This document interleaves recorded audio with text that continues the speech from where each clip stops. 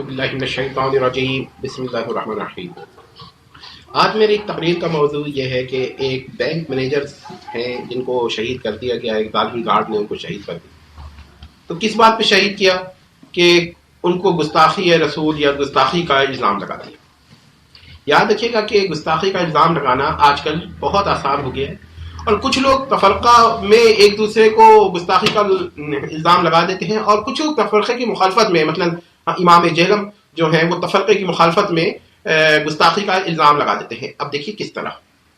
مثلا یہ کہ کوئی کہتا ہے کہ بھائی کسی کا یہ عقیدہ ہے کہ اللہ تعالیٰ اہل جنت کو جہنم میں اور اہل جہنم کو جنت میں داخل کرنے پہ قادر ہے، تو وہ کہتے ہیں کہ یہ جو ہے گستاخی کا عقیدہ ہے اور بذات خود کفر ہے۔ یا صوفیہ اور اکابر علماء کے جو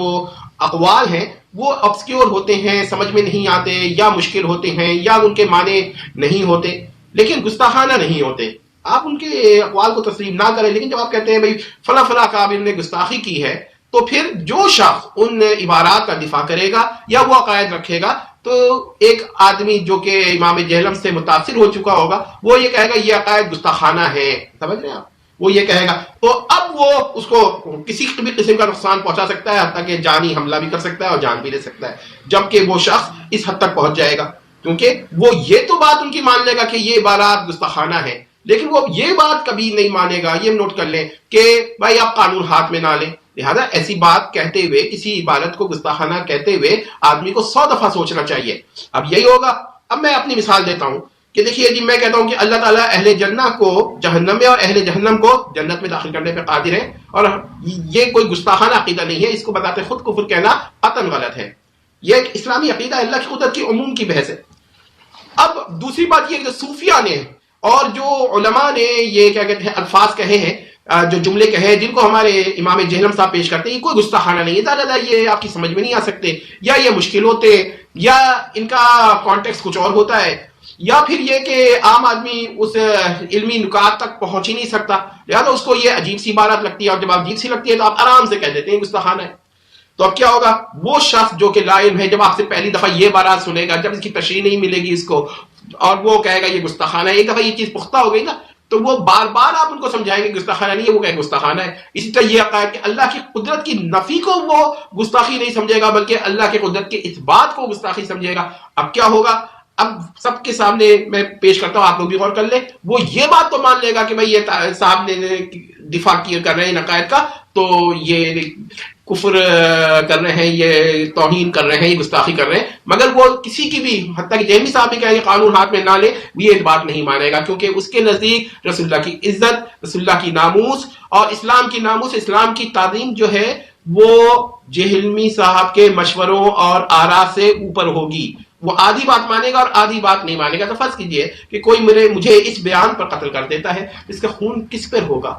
جہلمی صاحب پر ہی ہوگا۔ وہ تو بیچارہ لائم تھا نا، اس نے تو آدھی بات جہلمی صاحب کی مان لی کہ بھائی یہ آپ اس کو کیا کہتے ہیں گستاخانہ سمجھے، ان کی اس عقیدے کو گستاخانہ سمجھے، یہ تو صوفیہ کا دفاع کر رہے ہیں، یہ تو علماء کا دفاع کر رہے ہیں، یہ تو امام تیمیہ کا دفاع کر رہے ہیں، لہٰذا یہ گستاخ ہے، اور ان کی آپ بات نہ سنیں۔ تو اب وہ یہ بات مان کے اگر مجھے مار دیتا ہے، اور میرا خون کس کی گردن پہ ہوگا؟ یہ جہلمی صاحب کی گردن پہ ہوگا۔ لہٰذا جہلمی صاحب کو سوچنا چاہیے، ہر عبارت کو گستاخانہ نہ کہیں۔ اب وہ کہتے ہیں علماء جو ہے وہ کرتے ہوئے کوئی علماء، لیکن آپ بھی تو وہی کر رہے ہیں۔ تو میں تمام لوگوں کو کہتا ہوں کہ اگر کوئی شخص کسی بھی عبارت کو گستاخانہ کہتا ہے تو اس کی بات نہ مانے، خود تحقیق کرے۔ اگر آپ تحقیق کی اہلیت ہے نہیں تو علماء سے مختلف مکاتب فکر کے پوچھیں، اگر کوئی توجیہ تعویل سمجھ میں آتی ہے تو ٹھیک ہے، ورنہ یہ سمجھ لیں کہ بعض عبارات اس قسم کی ہیں جسے ایک فریق گستاخانہ سمجھتا ہے اور دوسرا فریق بالکل گستاخی نہیں سمجھتا۔ اس کی ایک دنیاوی مثال میں دے دیتا ہوں کہ جب غالب کی ایک صاحب تھے، میں ذہن سے نام نکل گیا، فارسی کے بڑے، وہ انہوں نے برہان قاطع ایک فارسی کی لغت ہے وہ لکھی، تو غالب نے اس پہ اعتراض کیا تو جھگڑے شروع ہو گئے، تو کچھ الفاظ غالب نے سخت استعمال کیے، ان کی کتابیں تیغ تیز ہے اور قاطع برہان ہے اس طرح کی غالب کی، تو انہوں نے کچھ الفاظ ان مصنف جو لغت کے مصنف تھے ان کے خلاف استعمال کیے، تو نتیجہ کیا ہوا کہ وہ الفاظ کو زیادہ سے زیادہ ایگزیگریٹ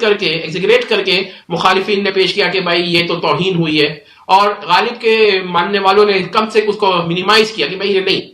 میکسیمائز مت کریں، منیمائز کریں، اتنی بڑی توہین نہیں ہے، اور اس پر کافی بحثیں ہوئی۔ تو بات یہ ہوتی ہے کہ ایک جملہ ہوتا ہے، ایک آدمی اس کا قطعاً گستاخی نہیں سمجھ رہا ہوتا اور دوسرا آدمی اسے گستاخی سمجھ رہا ہوتا ہے. مثلا یہی لے لیجیے کہ باری تعالیٰ قادر ہے کہ کسی بے گناہ شخص کو بلا گناہ جہنم میں ڈال دے، اور باری تعالیٰ قادر ہے کہ کفر پر قائم ایک شخص کو جنت میں پہنچا دے. تو کیا یہ عقیدہ گستاخانہ ہے؟ بلکہ اگر مجھ سے پوچھے تو جو کہتا ہے اللہ اس پر قادر نہیں ہے اس کو غلطی پر ہے، ہم گستاخانہ کا لفظ نہیں کہیں گے، کیونکہ گستاخانہ کہنے کے بعد تو یہ ہوگا کہ آپ اس کی تکفیر بھی کریں اور اس کے پر فتاویٰ بھی دیں. بہرحال میرا مطلب یہی تھا کہ اس قسم کے اختلافات پر جلدی میں گستاخانہ کہنا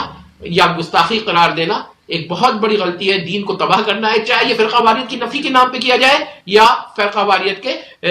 لیے کیا جائے. دونوں صورتوں میں غلط کام ہے. آپ دوسروں کی عبارات کو مسترد کر سکتے ہیں، رد کر سکتے ہیں، تسلیم کرنے سے انکار کر سکتے ہیں، اس پہ علمی اعتراض کر سکتے ہیں، کسی کے عقیدے کو آپ مسترد کر سکتے ہیں، لیکن گستاخانہ قرار دینا ایک ڈفرینٹ کیس ہے. اس کے لیے علماء کی کونسل بیٹھنی چاہیے، ایک جہلم کا امام یا کہیں اور کا شخص یہ کام نہ کرے. میرا خیال ہے کہ آج کی تقریر اس بارے میں بہت اہم ہے اور سب لوگوں کو چاہیے کہ انسانی خون کی حرمت کا خیال کریں، ایک دم قانون اپنے ہاتھ میں نہ لیں. بہت بہت